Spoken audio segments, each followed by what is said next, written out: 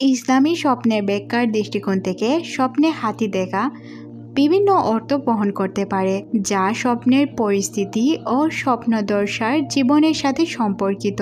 ইসলামের স্বপ্নের ব্যাখ্যা করার জন্য প্রসিদ্ধ ইসলামিক পণ্ডিত ইবনে শিরিন রাদিয়াল্লাহু তাআলা আনহুর বিভিন্ন ব্যাখ্যা রয়েছে। ইসলামের দৃষ্টিকোণ থেকে স্বপ্নে হাতি দেখার ব্যাখ্যা। সম্মান ও শক্তিশালী ব্যক্তি।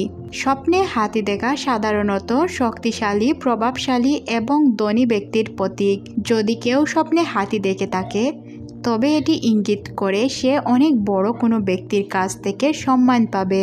রাজনৈতিক ও ক্ষমতা সম্পর্কে ইবনে শিরিন রাদিয়াল্লাহু আনহু থেকে বর্ণিত, হাতি অনেক সময় ক্ষমতা ও শাসন ও রাজনৈতিক শক্তির প্রতীক হতে পারে।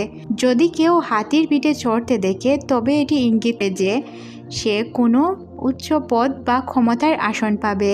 বিপদ বা যুদ্ধ। যদি কেউ স্বপ্নে রাগান্বিত হাতি দেখে বা আক্রমণ করার জন্য হাতি তার দিকে এগিয়ে আসছে, এতে ইঙ্গিত করে যুদ্ধ, রাজনৈতিক সংকট বা বড় কোনো বিপদ হতে পারে। দুঃখ, কষ্ট বা ক্ষতি। ইসলামের ব্যাখ্যায় স্বপ্নে যদি কেউ মৃত বা অসুস্থ হাতি দেখতে পায়, তবে এটি দুঃখ, কষ্ট বা যে কোনো নেতার পতনের ইঙ্গিত। বিপদ থেকে রক্ষা পাওয়ার সম্ভাবনা। যদি কেউ স্বপ্নে হাতির সাথে বন্ধুত্বপূর্ণ আচরণ করতে দেখে, তবে এটা বোঝাতে পারে সে যে কোনো বিপদ বা শত্রু থেকে রক্ষা পাবে। ধন, সম্পদ ও ব্যবসার উন্নতি।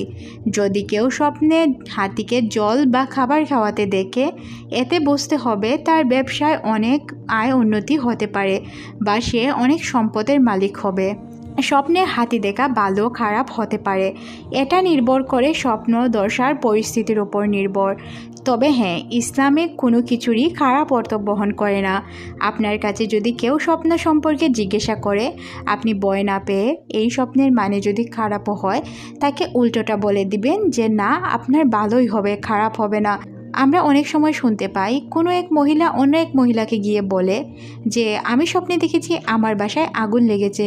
অপর মহিলাটি বলল, আজ তোমার বাসায় সত্যি আগুন লাগতে পারে। তারপর সেম ঘটনাটি মহিলাটির সাথে ঘটে। মহিলাটির বাসায় আগুন লেগে মহিলাটির পুরো ফ্যামিলি ধ্বংস হয়ে যায়।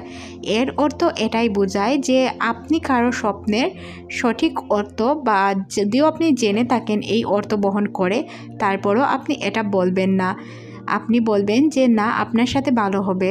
তার মানে এই না যে আমি আপনাদেরকে মিথ্যা স্বপ্নের কথা বলছি বা আমার যে ব্যাখ্যা ওইগুলো মিথ্যা। আসলে আমি বই থেকে আপনাদেরকে বুঝিয়ে বলার চেষ্টা করছি।